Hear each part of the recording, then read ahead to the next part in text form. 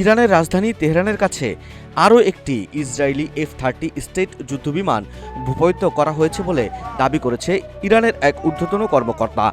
আজ বুধবার ইরান সরকার নিয়ন্ত্রিত বার্তা সংস্থা ইরানকে এই তথ্য নিশ্চিত করেছেন ভামামিন জেলার গভর্নর হুসেইন আব্বাসি।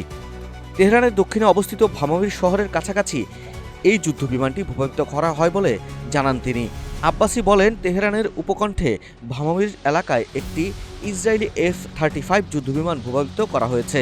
নিরাপত্তা বাহিনী ঘটনাটি নিয়ে তদন্ত শুরু করেছে। তবে ভূপাতিত হওয়া যুদ্ধবিমানটির পাইলটের বিষয়ে এখনও কোনো তথ্য প্রকাশ করা হয়নি।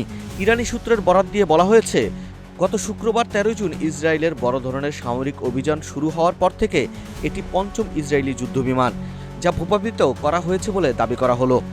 13 জুন ইসরায়েল একযোগে ইরানের বিভিন্ন সামরিক ঘাঁটি, কমান্ড সেন্টার এবং পারমাণবিক স্থাপনায় ব্যাপক যুদ্ধবিমান হামলা চালায়।